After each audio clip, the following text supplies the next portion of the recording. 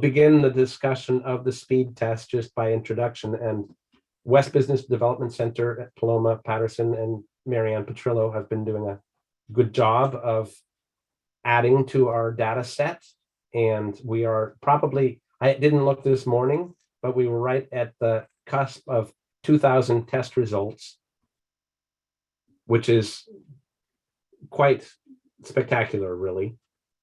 I don't know whether West Business Development Center has a slide deck of their own that they'd like to share. I will make that a possibility. Great. Thank you, Jeff. Sure. Yeah, Paloma's going to give everyone an update of the campaign and what we've accomplished. So I appreciate that. And then we'll leave it open for questions if anybody has it after Paloma's presentation. Thank you. I hope my screen sharing is going to work now. Let's see. I will attempt to pull this up. Okay, everyone can see this all right? Yep. Okay, great. So, you know, we have come into this this situation really trying to help with initially getting more responses to the speed test, as Jeff said. So we framed our public campaign around the idea of Connect Up Mendo. We wanted to shy away from just focusing on broadband, as broadband, some people have feelings about that. And so we really just wanted to focus on this theme of community advocacy for better digital access. We decided to organize our campaign around 5 pillars, and those are education, healthcare, commerce, safety, and government. And the idea is to really take these areas and focus on why connectivity is so critical, particularly for these industries. So part of our campaign did involve a series of public service announcements, PSAs. Those are actually still running and on KGUA, which is in Wallala, also KTDE, KYBU in Round Valley, and KZYX.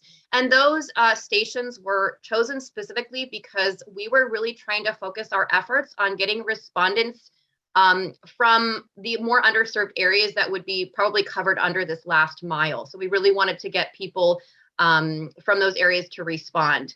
We did reach out to a number of community members around those 5 pillars and ask them to record PSAs so that we'd have a chorus of voices from different industries that could be talking about the importance of connectivity. And I just want to point out that Michelle Hutchins is one of those that recorded some PSAs that are currently running. So it was nice to have that engagement from the public. We've also had some live interviews going. We had one on KGUA and one on KTDE with Marianne Petrillo and Jim Moorhead. Again, just to spread the word about not only what we're doing, but just the importance of connectivity and kind of where we're at in the county. We do have some print and digital ads running. So we've had a Spanish ad running in El Punto magazine, which is for the months of November and December. And we have a digital ad running on Mendo Voice that if you click on it, and it's on their main homepage, if you click on it, actually takes you directly to the county speed test site. So those are going to be running basically through December. We also had articles. So what was really exciting is the Ukiah Daily Journal agreed to a 3-part series on the situation of broadband here in Mendocino County. The first article did come out, and you can see that it was a front page article on the right-hand side here. And what's great about this is because it's a 3-part series that will continue into the new year, we can really use this to help communicate whatever it is that we need to get the public informed. So this will be a great opportunity if we do want to connect and get some more information out there. The other great thing about the Ukiah Daily Journal is that it is now owned, there's the same editor with the also the Mendocino Beacon and the Fort Bragg Advocate. So those are these articles will be republished in those newspapers. We also had a pretty robust social media campaign running, and you can see an example of an ad on the right-hand side here.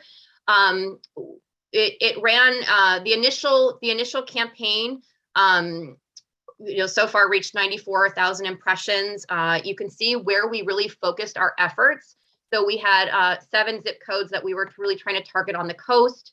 You can see who we were targeting again in Northern Inland, Laytonville, Dos Rios, Covelo, Willits, and then Southern Inland. And again, it's because we were really trying to reach those underserved areas. We did have a series of different ads that we conducted. We had a picture. They were all similar to the image you saw earlier, with someone with the phone taking the speed test and positioned over different areas throughout the county. The top performing ad actually was an image of Gowan's Oak Tree Fruit Stand in Arrington Valley, and I'll show you that image in just a minute. We also had an image of Round Valley and a Redwood Forest Road image, as well as a farm vineyard home. So you can see kind of how that laid out. But certainly the Gowan's Oak Tree got the most response. And you can see here's an example of some of the ads of what they looked like. We also reached out to a number of local influencers, and we provided a sample email copy, sample social media copy, as well as flyers and images, so that these folks could share this information with their networks. So we reached out to many people throughout the county, but just an example of, again, we really tried to focus these around these 5 pillars, and really tried to identify individuals kind of throughout the county that represented those different pillars. So here's just a sample of some of those folks that we did send out the information, ask them to share with their networks. And I believe that concludes this presentation. So if anyone has any questions, I'm happy to take that. Not a question, but a compliment. It's a great outreach that you folks did. And Jeff, I suggest that you try to get a copy of that slide deck and send it down to Marin County, because this is exactly the type of information that they need in their outreach.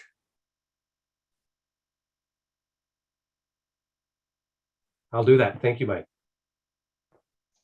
One of the things I would like to, toss out there for us to think about is, what is that next level of advocacy? Where should we be going? I mean, I think it's been very interesting, Jeff, hearing you talk about, the middle mile, the funding, and stuff.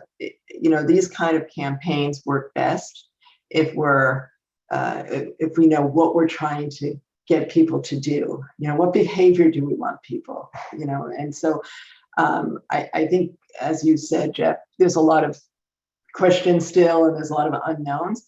But I think once we have a sense of what it is we would like people to do for us, whether it's in Mendocino or Sonoma County, then we can craft something that's very targeted to try to get that reaction. And it might not be to our local community, it might be to state agencies, it might be to other organizations, or federal, or who knows, it could be a variety of things.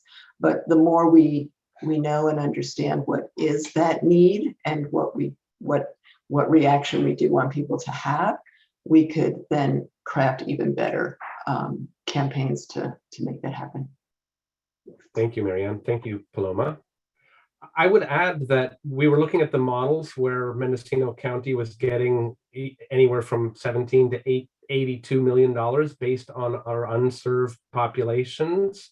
And that is an unserved population of 9,600 households. But I think the speed test will prove that double that population of households doesn't have broadband speeds of 100 megabits per second down. And that's so theoretically, if the good numbers replaced the bad numbers that the FCC and the CPUC are using for funding allocation, we would be receiving twice that dollar amount. Mind you, the poor measurements are across the state. So if everyone had speed tests, our percentage may or may not go up. But if we were the only ones to interject accurate data into the system, and we could receive twice as much money. And I'll quickly bring up a version of Google Earth and the test results to show what they look like. Can you see that?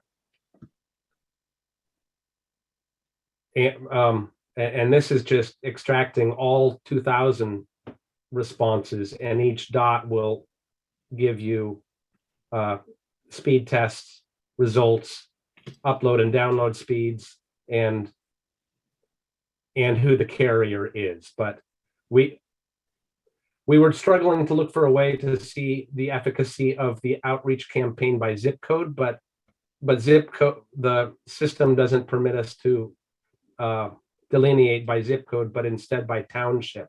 So there wasn't a one-to-one correlation. But in this map, we can see that some of the areas of Covelo or Elk were well represented in the final results. Here's Mendocino.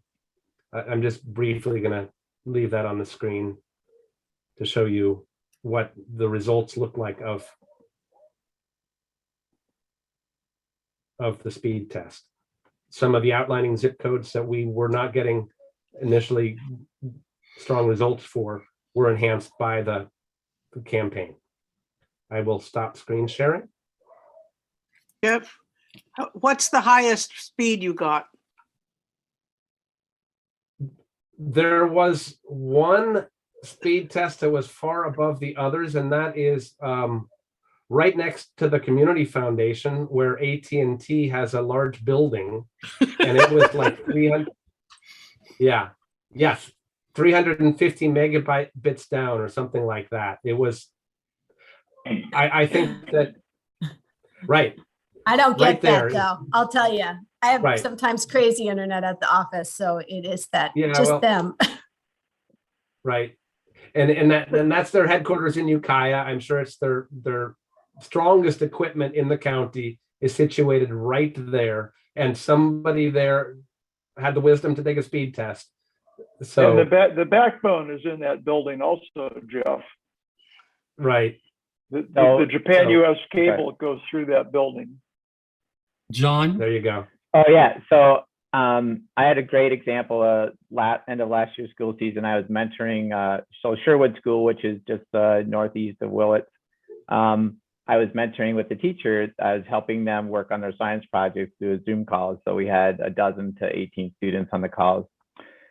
And the shame is that I would have loved to get the teacher, again, who knows the efficacy is, but collect the speed test data of those kids who are joining that Zoom call, because it was really difficult. And my heart just bled for that teacher trying to work with the students. And, you know, it's great to get high speed to Sherwood School, for example. Now we're finally not on copper there anymore, we're microwave. But that doesn't help. If those students, those 18 or 12 to 18 students, when we were doing it, it was really difficult. They couldn't share their ideas, their video was cutting out. It was really frustrating for them. And I could only imagine what it's like for the teacher. So that pocket of information or those little details, that's huge. It's one thing to have the school have it, but those individual students, if they end up remote again, that I'm sure they were getting horrible internet connection. So I'm just trying to tell you that that's like a real world scenario that I'm sure you all know, but it's something I became aware of when I joined in on those two programs, and it was really heartbreaking. Jeff, would you remind us all when the speed test is going to end?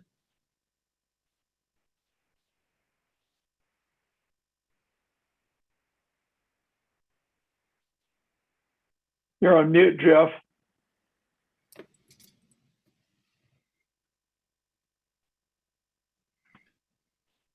All right. We have 75 more days. Well, initially, the pilot program was running through the end of the year, and I requested information about how to extend it through 2022, and they graciously gave us an additional 60 days to answer that question. So right now we have 75 days, and we're in discussion as to whether or not we continue. We sign a contract with them for their services. It was a free pilot program for the calendar year 2021. They've extended it 2 months into 2022, and we're in contract discussion.